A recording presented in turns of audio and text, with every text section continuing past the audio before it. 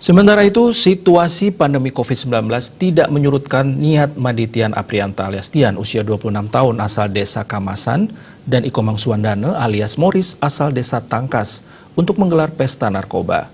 Tian merupakan pekerja migran Indonesia yang baru pulang dari Italia Februari 2020 lalu.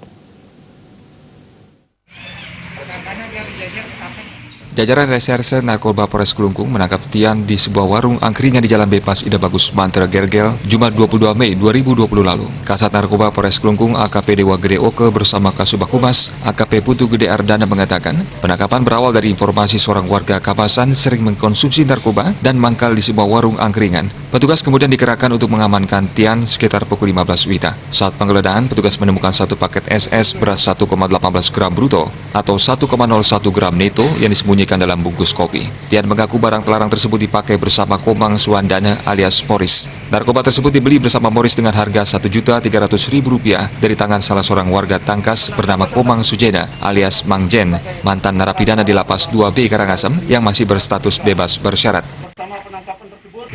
Minggu ketiga bulan Mei tahun 2020 ini, kami dari Satuan Narkoba Polres Kelungkung mengungkap 2 kasus narkotika yang melibatkan 3 orang tersangka, masing-masing inisial IMA-DTA dan Ikomang S.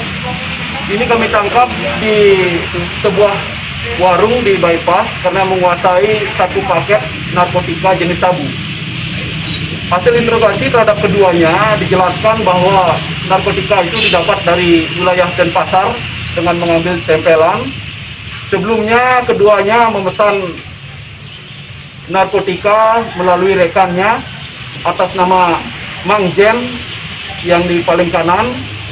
Yang bersangkutan adalah mantan napi narkotika yang bulan Februari kemarin dibebas bersyarat dari rutan kelas 2B Karangasem. Dari pelaku, polisi menyita barang bukti berupa 2 lembar bukti transfer uang, buku tabungan, 2 buah kartu ATM, 3 unit ponsel yang digunakan transaksi, dan 1 sepeda motor. Mang Jen mengakui dirinya menjadi perantara transaksi narkoba jenis sabu yang ada pada tersangka Tian dan Morris. Ia mengaku mendapatkan narkoba dari jaringannya di Lapas kelas 2B Karangasem bernama Lutfi. Sementara itu, Tian mengaku baru memakai SS selama kurang lebih setahun. Ia mengaku menggunakan narkoba karena stres memiliki utang cukup banyak di LPD di desanya. Pulang dari kerja kapal pesiar, ia juga tidak membawa uang. Tersangka Tian Aprianta dan Morris dijerat dengan pasal 112 ayat 1 Junto, pasal 132 ayat 1 Undang-Undang RI nomor 35 tahun 2009 tentang narkotika.